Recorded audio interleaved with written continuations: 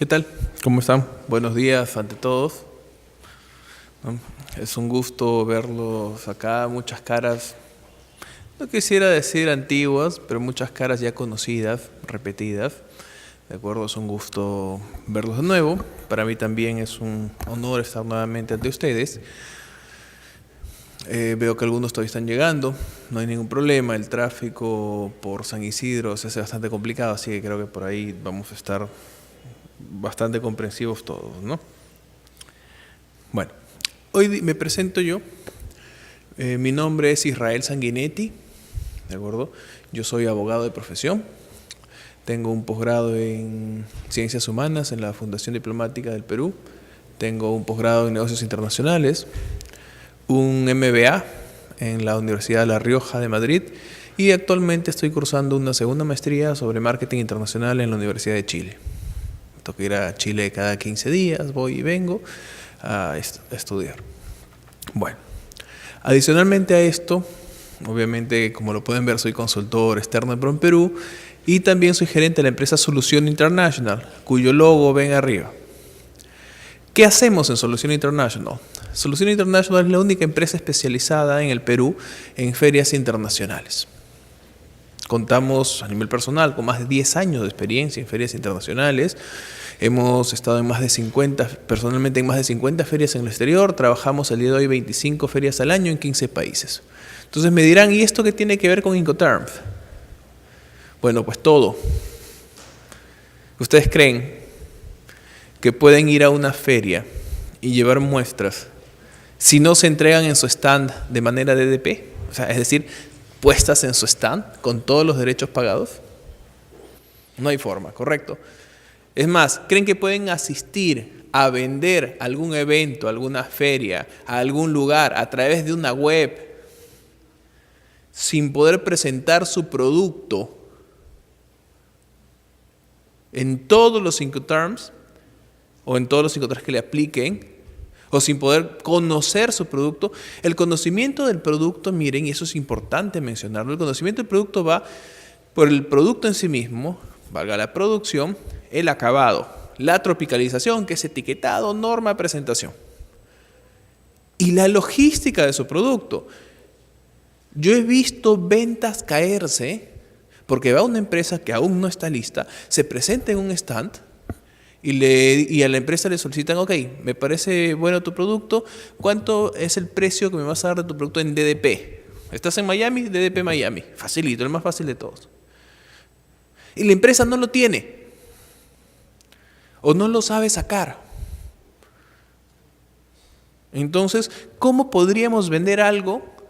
Díganme ustedes, sobre todo algo que estamos compitiendo en mercados internacionales que se hace tan complejo, sin conocer todo sobre ese producto. Y perdónenme, señores, pero los Incoterms son el ABC del comercio exterior. No hay forma de pensar en dar un paso más allá, como es exportar o vender al mundo, sin conocer los Incoterms. Entonces, algunos me dirán, bueno, pero yo ya los conozco. Pues muy bien. Algunos no lo harán, nadie nació sabiendo. Mi punto no es que esté mal no saberlos. Mi punto es que está mal presentarnos en el extranjero sin saberlos. Por eso estamos acá, porque queremos aprender. ¿De acuerdo? Entonces vamos empezando con el tema de Incoterms. Tenemos acá hasta 10 para las 11, si mal no recuerdo. Luego viene el coffee break, así que estamos bastante tranquilos de tiempo. Como esta charla es bastante, digamos, a veces la información nueva es un poco compleja cuando recién la escuchamos y son 11 Incoterms, yo les voy a pedir que si tienen alguna duda, me la hagan durante la exposición. En otras exposiciones, normalmente cuando hablamos venido y hablamos de negociaciones o de ferias, yo les pido que lo hagamos al final. ¿Correcto?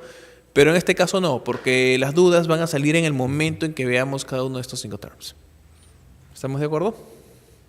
Bueno, entonces vamos empezando. ¿Qué son los Incoterms? Es lo primero. Los Incoterms son un acróstico, International Commercial Terms, y cada 10 años modifican la versión. Cuando yo empecé a estudiar comercio exterior, Los Incoterms eran los Incoterms 2000. Y no porque lo haya empezado en el 2000, sino porque era la versión que correspondía.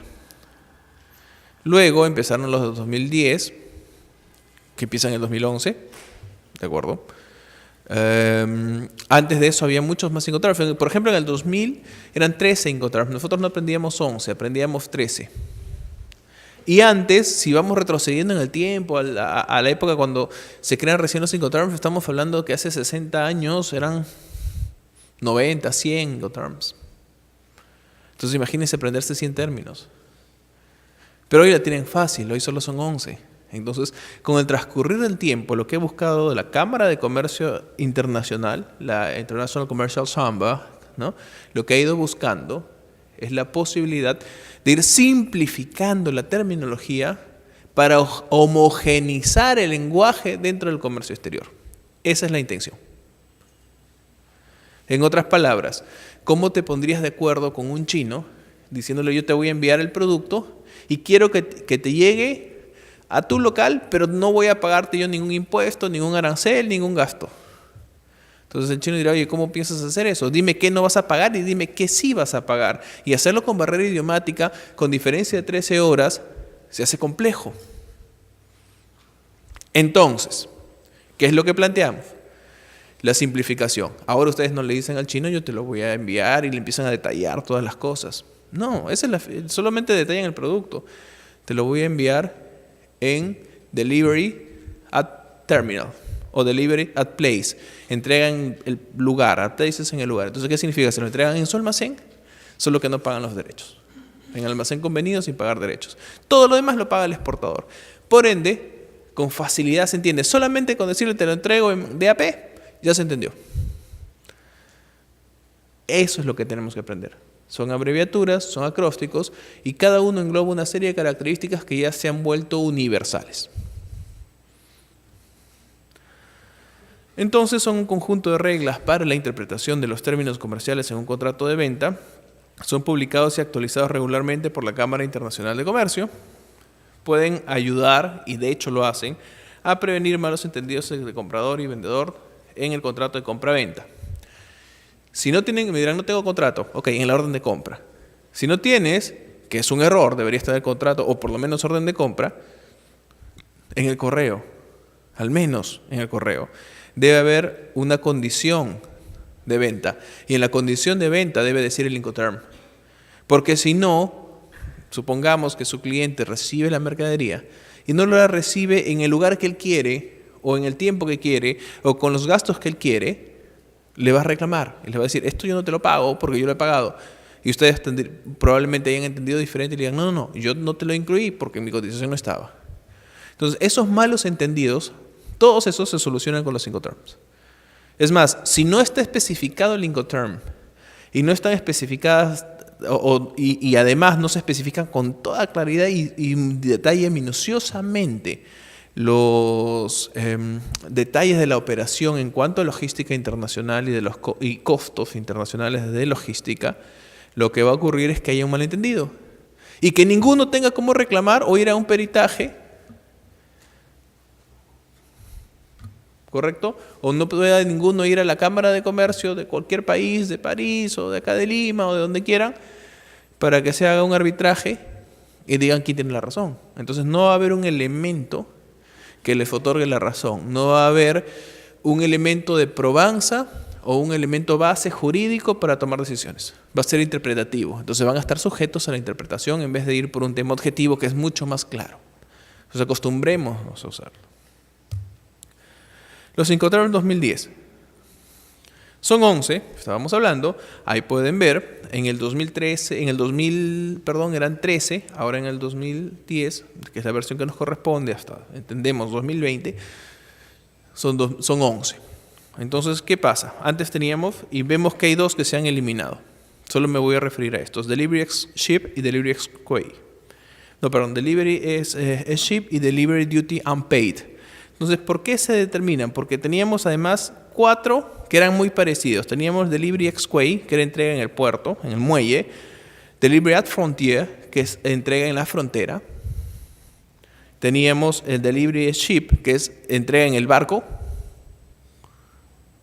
¿correcto? Y el otro era entrega con derechos no pagados, es decir, delivery duty unpaid. Entonces lo entregábamos en el lugar convenido con el comprador, pero sin que paguemos como exportadores los derechos de aduana, los pagaba el importador. Entonces esto se simplificó en dos. Tenemos DAT y DAP, Delivery Terminal, que es en el terminal de almacenamiento, y el otro es en el lugar convenido, Delivery at Place, o sea, en el lugar convenido. En ninguno de los dos casos pagan derechos de importación. Entonces estos cuatro se simplifican en dos. No es que hayamos eliminado dos, sino si se ven DEC, DAF, DES y DDU, ya no existen. Y esos han sido simplificados y se llegan a ubicar el día de hoy dentro de DAT y DAP. El resto se mantiene. Entonces, en realidad, lo que hace es simplificar la terminología. Tenemos 2 Incoterms en vez de 4, pero esos dos engloban lo que hacían esos 4. Correcto. Si alguien tiene dudas, con confianza me va preguntando. Luego vamos a empezar a ver Incoterm por Incoterm.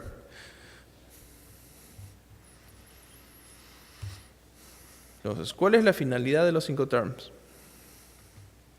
Establecer un conjunto de reglas internacionales para la interpretación de los términos utilizados, ¿correcto?, en el comercio internacional. Así podrán evitarse las incertidumbres derivadas de las distintas interpretaciones de tales términos en diferentes países. Entonces, es justo lo que estábamos hablando.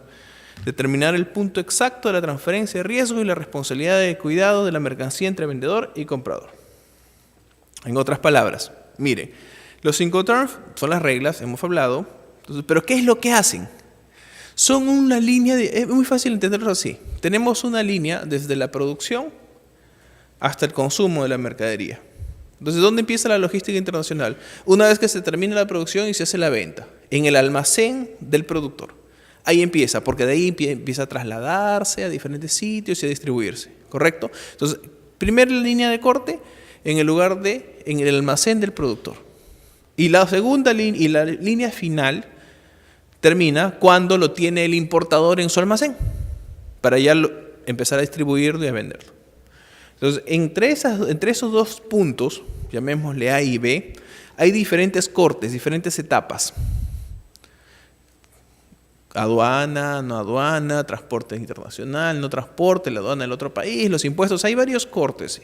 Estos cortes, que son avances dentro de una línea, tienen costos, porque es muy diferente entregar la mercadería en tu propio almacén que entregarla en el almacén de tu cliente en el extranjero.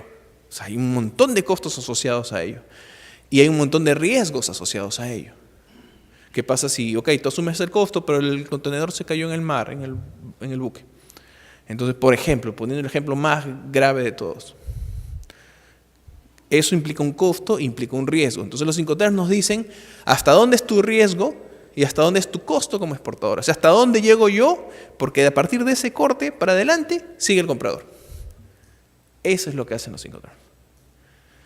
Entonces, imagínense esto como una escalera o como una línea, como les digo, y cada paso hacia adelante es un riesgo y es un costo. Eso representa un Incoterm.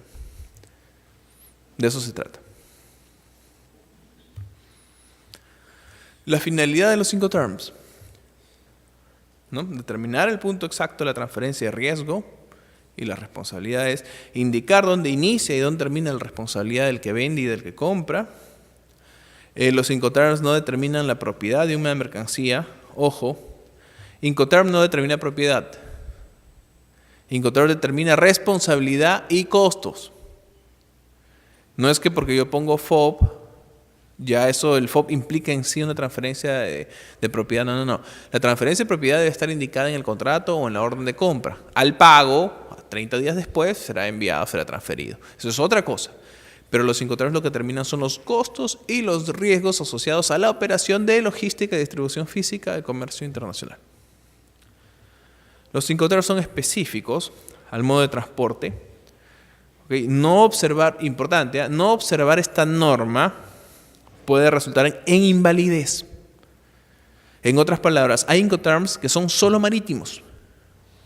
Y si ustedes le ponen un Incoterm marítimo a una operación aérea, es inválido. Así de simple. Entonces tenemos que tener eso muy en claro para utilizar el Incoterm correcto.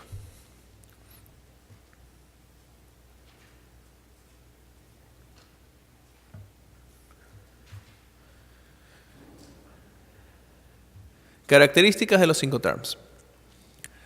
Se refieren, miren cómo repetimos bastante esto para que quede muy bien claro.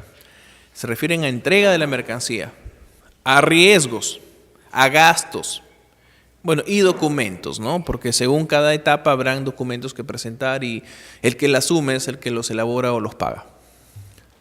Que determinan lugar y momento de entrega.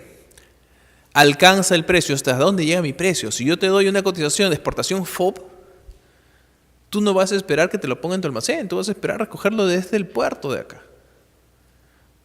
Entonces, es muy importante manejar este tema. ¿De acuerdo? ¿Qué no regulan los Incoterms? La propiedad y la forma de pago. Ya hablábamos que no transferían propiedad y tampoco regulan forma de pago. O sea, el poner un Incoterm no implica que te van a pagar. No implica cómo te van a pagar ni en cuánto tiempo te van a pagar.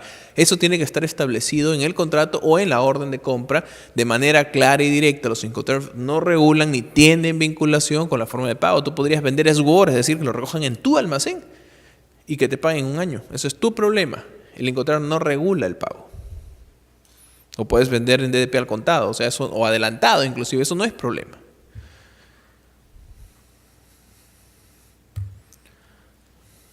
Entonces, las funciones de los Incoterms. Facilitar la interpretación uniforme mediante reglas internacionales. Es un método de armonización para todos, debe ser el mismo significado. O sea, la idea es que sea el mismo significado para todos. Ahorrar tiempo y rapidez en las transacciones comerciales internacionales. Aplicación voluntarista, anular distancias y superar barreras lingüísticas. Exacto, es lo que estábamos poniendo, por ejemplo. Pongamos un caso. Ustedes todos conocen lo que es el Sacha Inchi. ¿Sí? Levanten la mano a ver. Hay algunos, bueno, menos de la mitad. Ojo, estamos en Perú y en un lugar estamos viendo exportaciones. Entonces deberíamos conocer, una de las primeras cosas que deberíamos conocer es la oferta exportable peruana. ¿Qué es el Sacha Inchi? El Sacha Inchi es una pequeña nuez. Es más, su partida arancelaria es las demás nueces, o sea, está contenida dentro de las nueces no determinadas específicamente, que tiene omega 3, 6, 9 y 7 dentro de su composición. Miren, omega 3, 6, 9 y 7.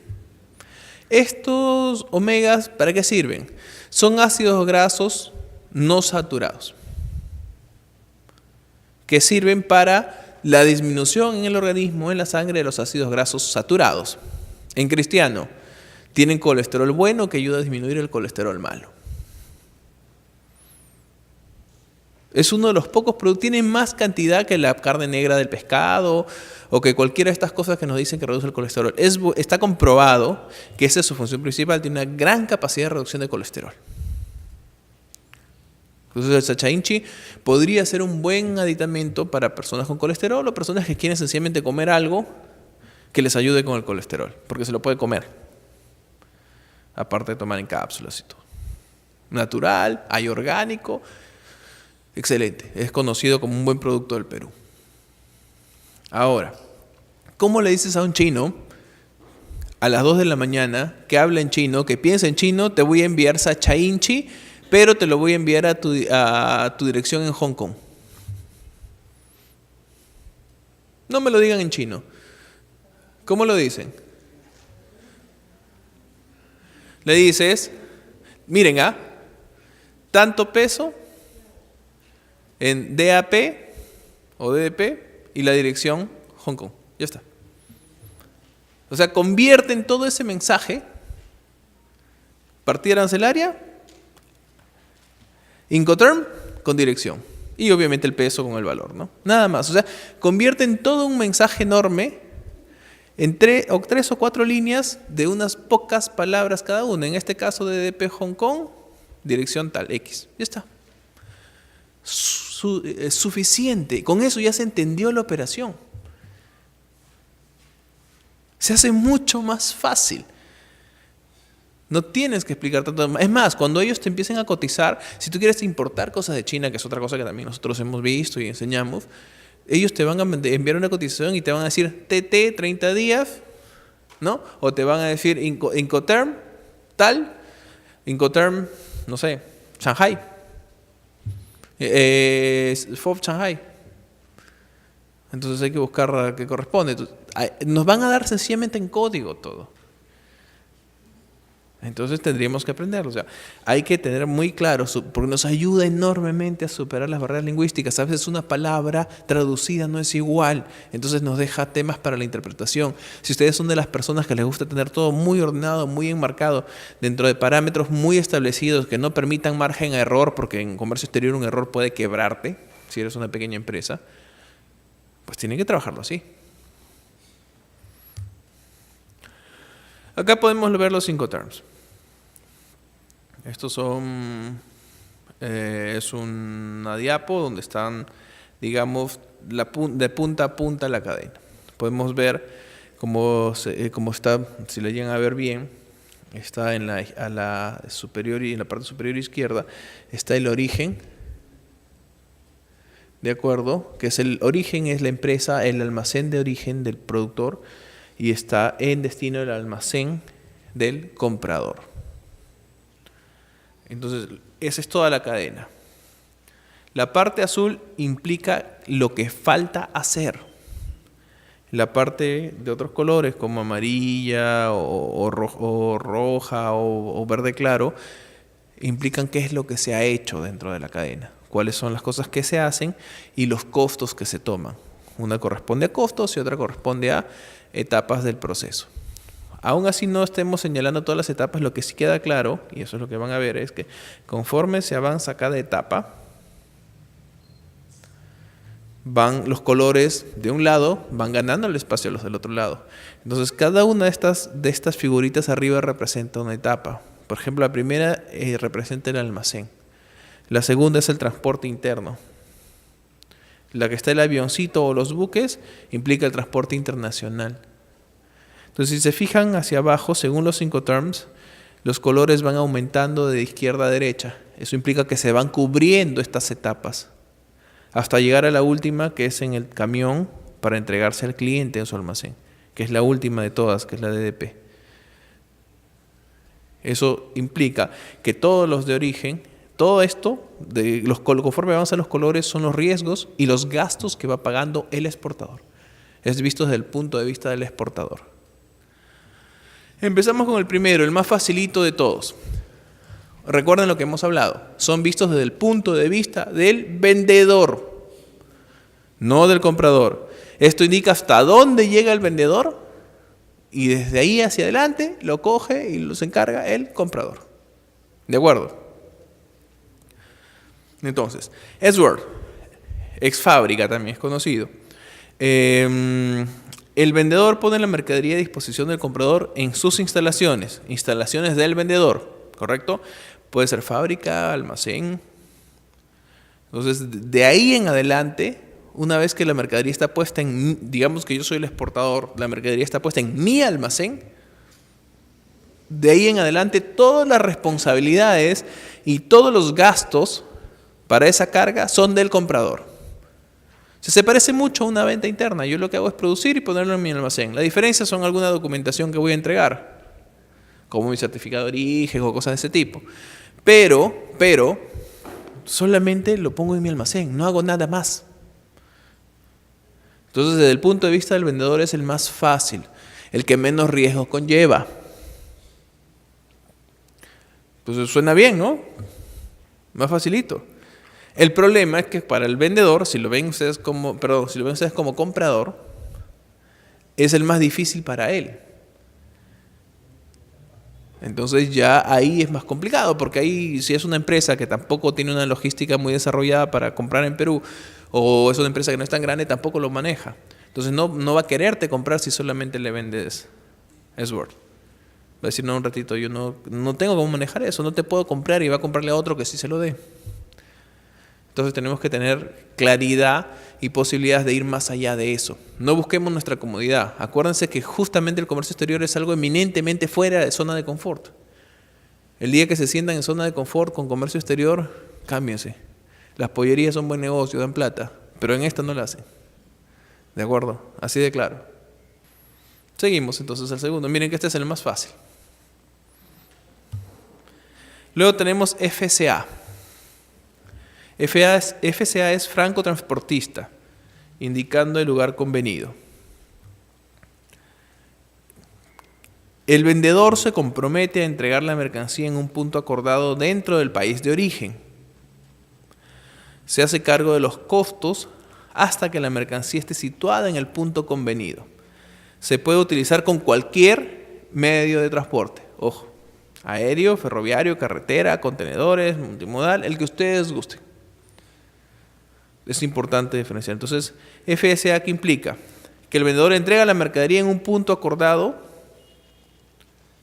con el comprador, pero dentro del país de origen. O sea, en otras palabras, es el SWOR más el transporte local. Más sencillo. Si le agregan el transporte local, entregándolo en un lugar que su cliente les haya dicho, ya están en FCA.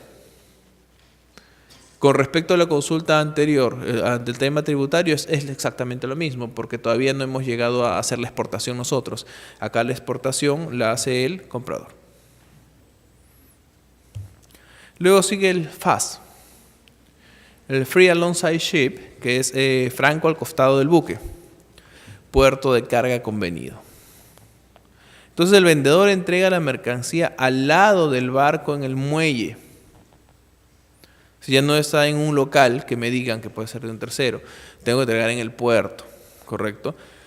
Esto es muy utilizado en mercancías de carga a granel o voluminosa porque se entregan directamente en las terminales del puerto. Por ejemplo, ustedes exportan maíz y se va a llenar un buque de maíz, se entrega en el puerto para que pueda cargarse el buque, ¿no? Con las bombas que tiene el puerto.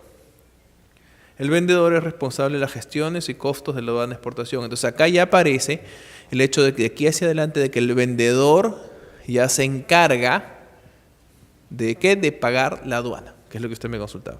Hasta antes de esto no. ¿Ok? En realidad es muy poco aplicado en carga que no es de este tipo, pero digamos si quisiéramos darle una aplicación, tendríamos que entregarlo en un terminal aeroportuario. No podríamos entregarlo al lado del buque y el terminal aeroportuario o portuario lo llevaría al lado del buque.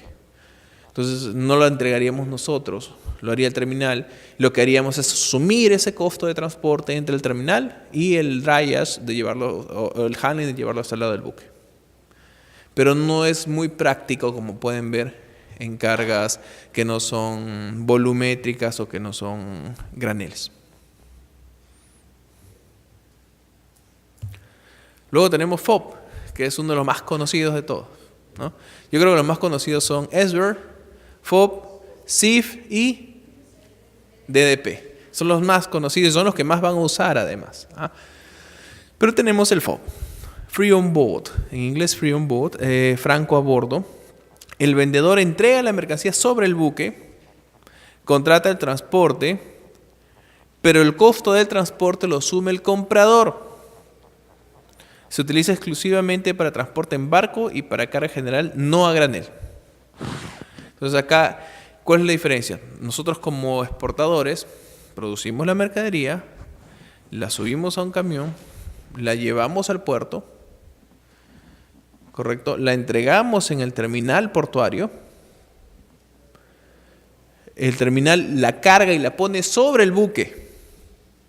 Y hacemos la exportación, hacemos el proceso de exportación con nuestro agente de aduana. Ahí cortamos. Entonces terminamos con nuestra carga exportada sobre el buque. Y los riesgos y los costos de ello son nuestros como exportadores. Luego de que está sobre el buque, hacia adelante, todo el resto es del importador. Entonces acá ya estamos asumiendo más. Estamos asumiendo no solo la producción y la entrega y el transporte, sino estamos asumiendo la entrega en el terminal, los gastos del terminal, la exportación y la carga hasta el buque. Y reitero, de ahí en adelante, todo es ¿de quién? Del importador, correcto. CFR, Cost and Freight, costo y flete. Esto es, seguimos avanzando del FOB hacia adelante. Acuérdense que el FOB terminaba con el contenedor sobre el buque, habiendo hecho todos los procesos en el país de origen, y reitero, sobre el buque. Hasta ahí era la responsabilidad exportadora, hasta ahí pagamos. Luego, todo era del importador. Acá le agregamos una cosita más. Es lo mismo que el FOB, pero le agregamos el pago del flete internacional. Entonces es muy fácil. FOB más flete, SFR.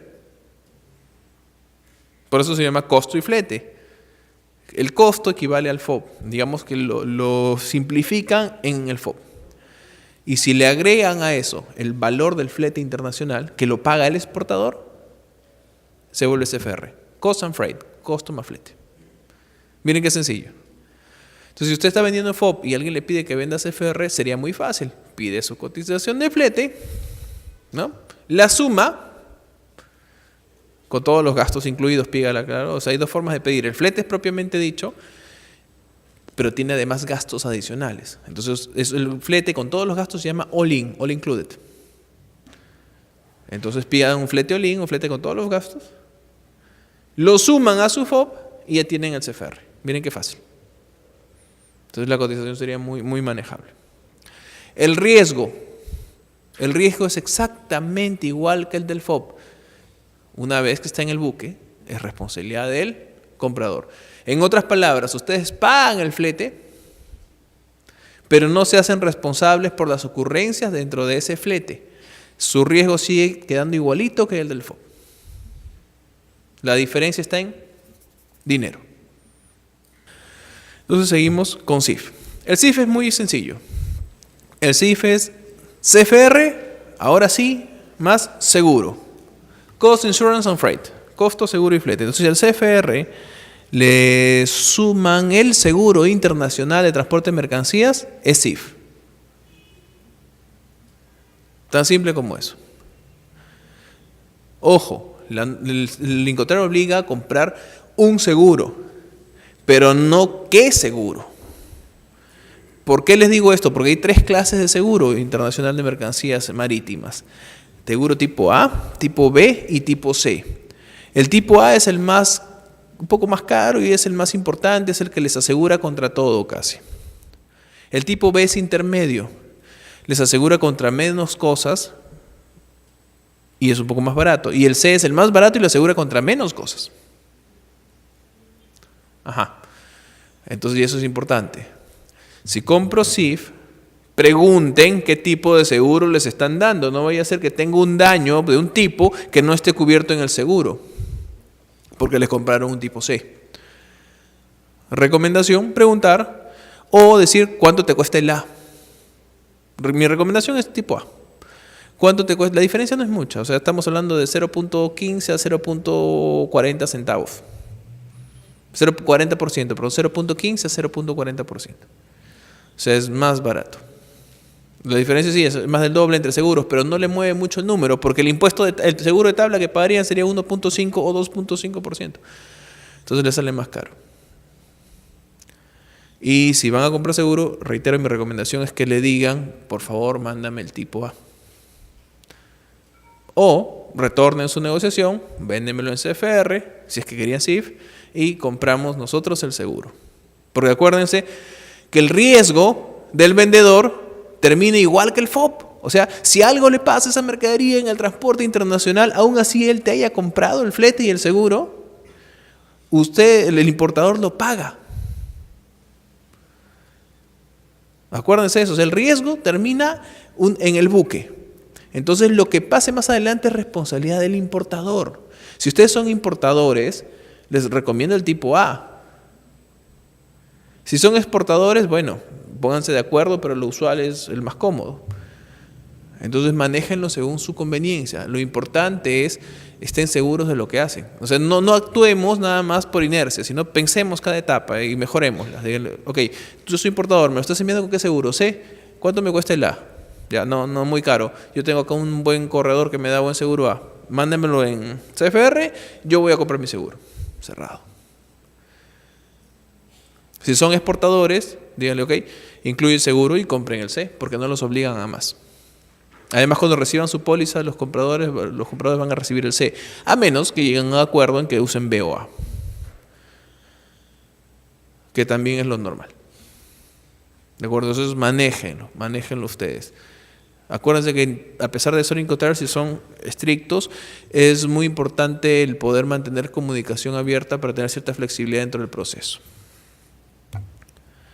Luego tenemos CPT, ojo, FOB, CFR y CIF son eminentemente marítimos, nada más que marítimos. CPT, Carriage Paid To, transporte pagado hasta. ¿Hasta dónde? Se entiende hasta algún lugar destino convenido. Entonces, ojo que el CPT, el vendedor se hace cargo de todos los costos, incluyendo el transporte principal, hasta que la mercancía llegue al punto convenido en el lugar destino. Fíjense que es muy parecido al CFR. La diferencia es que es para cualquier medio de transporte. O sea, si ustedes fueran a vender un CFR aéreo, digamos, lo cual es un despropósito porque no existe, eso tendría que llamarse CPT. En otras palabras, el CPT es el homólogo del CFR, pero para otros medios de transporte. El vendedor asume todos los gastos hasta que la mercancía llegue a destino. Gastos. Los riesgos son hasta origen, son igual que los del FOB, pero es para otros medios de transporte que no, en cambio, reitero, el CFR era solo marítimo.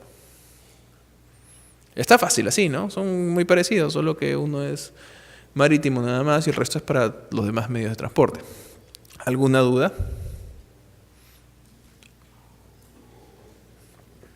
Bueno, como ven no es tan difícil, son bastante... se vuelven más amigables una vez que los conocen. CIP es muy fácil. Carriage and Insurance Paid, transporte y seguro pagado FAFTA. Y es igualito, señores, al CPT, pero con el seguro. O sea, sería el homólogo del CIF. Entonces, fíjense que tenemos, ¿no? CFR y CIF, y luego CPT y CIP. Entonces, el CIP es el CPT más el seguro. Así como el CIF es el CFR más el seguro.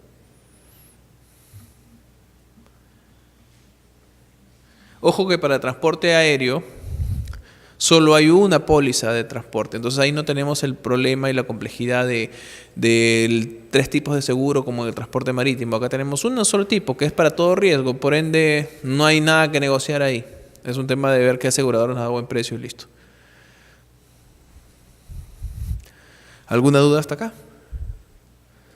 Hemos visto 2 ramas, ¿ah? La marítima y la de todos medios de transporte. CFR, CIF, CPT y CIP, hasta se parecen. Si no hay dudas, miren qué fácil. Entonces, nos vamos a los DAT, a los D. Empezamos con DAT. Entregado en terminal, delivery at terminal, en inglés, ¿no? Entregado en terminal. El vendedor se hace cargo de todos los costos, incluidos el transporte principal y el seguro, que no es obligatorio en este caso, ojo, es opcional. ¿Por qué es opcional? Porque el riesgo del vendedor es en la entrega en el terminal, ya estamos hablando del país de destino. Entonces, si mi riesgo como exportador es entregártelo del terminal en el país de destino, en tu país, y algo le pasa a esa mercancía en el trayecto, es mi culpa, pues, es mi problema. Entonces, si compro seguro o no, es mi problema y yo veré cómo la reemplazo.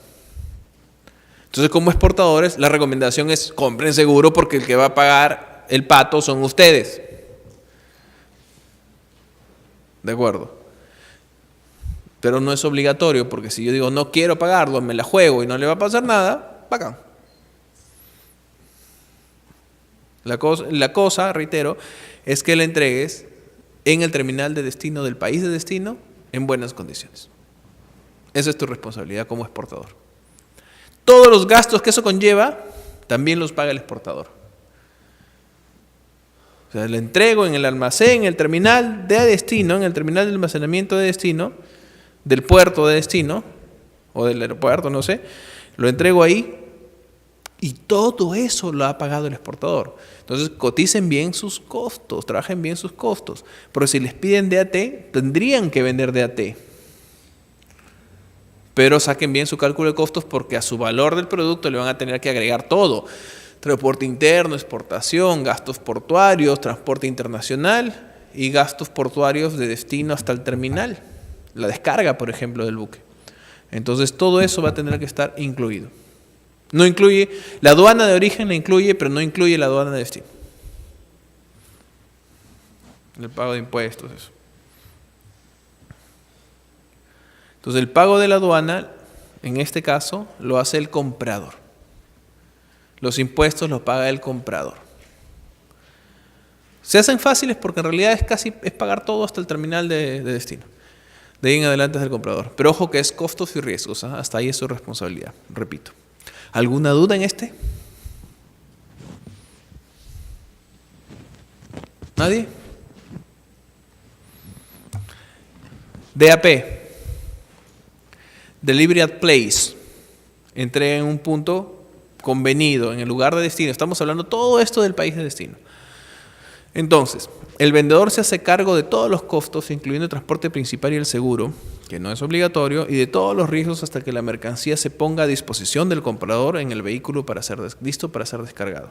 Si en otras palabras, vamos a nosotros entregarle la mercadería en su almacén o en el almacén convenido al comprador,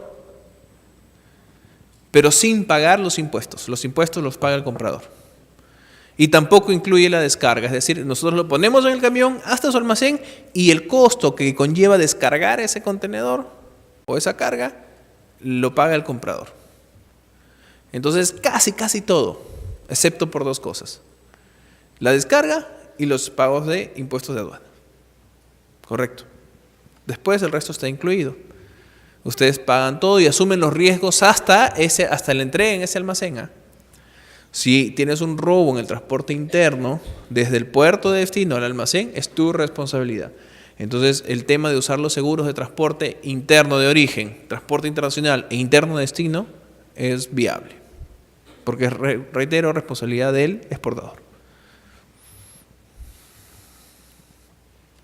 ¿Alguna duda hasta acá? ¿Ninguna? Se hacen más fáciles, ¿no? Como es casi todo incluido. En otras palabras, saben que tienen que pagar todo hasta el terminal o hasta el almacén. DDP. Este es el esword al revés. En el esword ustedes no hacían nada. Lo ponían en su almacén y de ahí en adelante era responsabilidad del comprador. En el DDP no. Ustedes hacen todo y lo entregan en el almacén del cliente. Él solamente lo tiene que descargar. Y aquí pagan todo. Pagan inclusive aduana e impuestos de importación, ¿eh?